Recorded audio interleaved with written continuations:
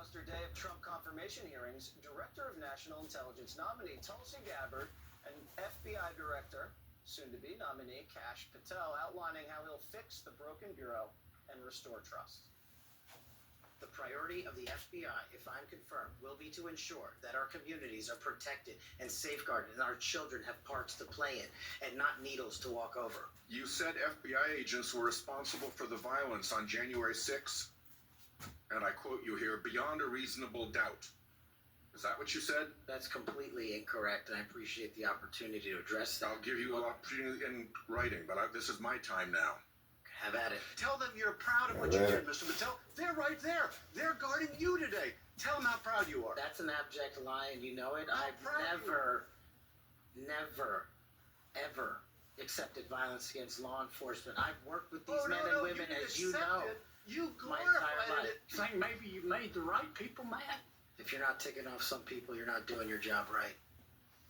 All right, Judge Jeanine Kash Patel had a very good hearing today. Yes. Do you expect him to be confirmed? I absolutely expect him to be confirmed, and I think it's a badge of honor to have Adam Schiff, who's been held in contempt of Congress, and who said he had absolute proof of Russian collusion to be your enemy.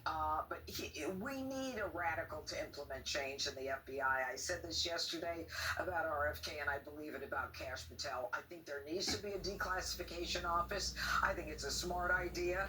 I also think that this man has already proven through the Nunes memo and all the hogwash that the Democrats tried to sell to us about, the Russia collusion with Donald Trump. There's a Putin puppet and a Russian asset, and the Hillary-funded dossier that she used her campaign money to create a lie that they then, Jim Comey and his criminal gang, took to a FISA court so that they could spy on a citizen and on the incoming president of the United States. I mean, these people are disgusting, and they need the guy who knows how to investigate them. And this guy is the perfect guy. I want to say one more thing. I wasn't aware of the fact that the Biden administration told doctors, and this has to do with the RFK hearings, that they would not receive federal funding if they didn't give gender-affirming care. I mean, how dare you tell a doctor what he should and should not do? He should be left to his own Hippocratic oath. And, we've got to end our reliance on medicine from China. If America can't figure out how to make our own medicines, we're in big trouble. That's why I love Kennedy and I love Kash. Kash got the support of, I believe, the National Sheriff's Association. It's like 3,100 sheriffs across the nation.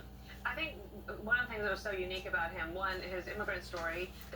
Many people have immigrant stories, but in this particular position, it was different. And when he introduced his family, who had traveled from India to see him, and he said his sister traveled across oceans. I'm not exactly sure where she lives, but I thought that was moving. And also, he's got a unique background, as he did serve as a criminal defense attorney for a while, and that is different for this position. And I thought that if you were somebody that was skeptical of the FBI, or maybe even skeptical of Kash Patel, he acquitted himself very well today.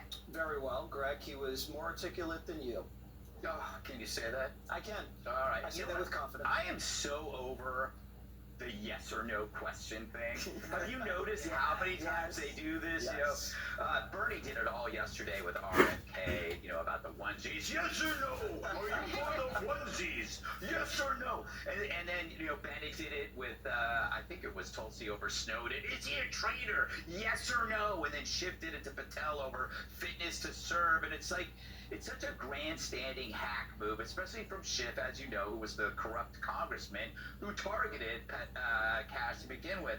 But it's designed to be a trap. It goes back to that prison of two ideas. They try to shoehorn you in to this framework where there's only two choices and you have to play along. But you don't have to play along. You can just say, do you have a smarter question? Do you have a smarter question? I'd love a smart question, because yes or no? It's like it's so stupid. It's so stupid.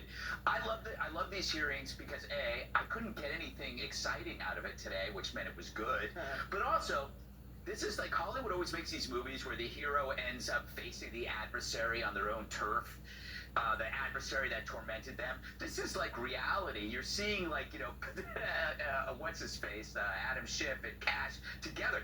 Cash owned him, and it's like the ultimate hero thing where the guy that gets tormented by the FBI is going to be taking over the FBI. This is not a normal transfer of power. This is an actual transfer of power, and this is why. You may not like or love some of the things these people do, but you got to take the whole package because it scares the hell out of them.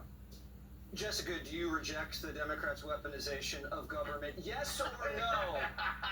Yes or no? I'm going to lead with something positive about Kash Patel. Okay. I thought that it was really, and it was, I believe, presented as a yes or no question about whether he thought that Donald Trump should have pardoned the January 6ers who attacked law enforcement, and he said no. And as far as I know, he's the first nominee that we've seen in any of these hearings to go against the president in something that's obviously very important to him. And I thought that reflected well on him and the connection that he must have to law enforcement, and that he really feels like he's a part of that group. So, but now I got bad stuff to say. Okay, too bad we gotta go to break. Coming up. He's kidding. No. The problem for a lot of these nominees is that they come from a world of going on podcasts and TV, etc., and they have said a lot of things. They have published books. They have been in conversation and in rooms with people of very important positions, and they've said a lot of wild stuff. And Kash, I thought, tried to maneuver around when he said, oh, you're mischaracterizing this or that. Like, we all read his book. We know he has an enemies list. And his pivot to, well, I'm going to be busy going after criminals, so I won't have time to go after Bill Barr or people in the media. It's different than when he wrote in his book. But, when he says, I don't know who Stu Peters is, who's a white supremacist, he went on his podcast 8 times. I think one time, maybe, you blacked out that day. You go on 8 times, you probably know who that person is. He says, I'm not a QAnon guy. That's not true based on his past. Maybe he is reformed and he has seen the light. I don't know what the light is after Q.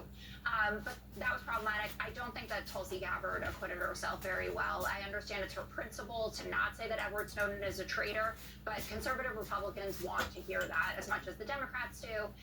She didn't do a good job backing off of her, the visit to see Assad and coming back and saying, I don't know if you actually did it. So I would expect that there are the votes that she wouldn't get through, Kash would get through, and RFK had another tough day. And Maggie Hassan was incredible, talking about her son who has cerebral palsy and the damage that he does by continuing to say things like vaccines cause autism. You still never answered yes or no. Do you reject the Democrat weaponization of government? If it had happened, I would have rejected it, but it didn't. Wrong answer. See? What were the odds that I was going to give you the You right can't answer? answer anything yes or no. Yes or no? Yes or no? She couldn't do it. Click here to subscribe to the Fox News YouTube page to catch our hottest interviews and most compelling analysis. You won't get it anywhere else.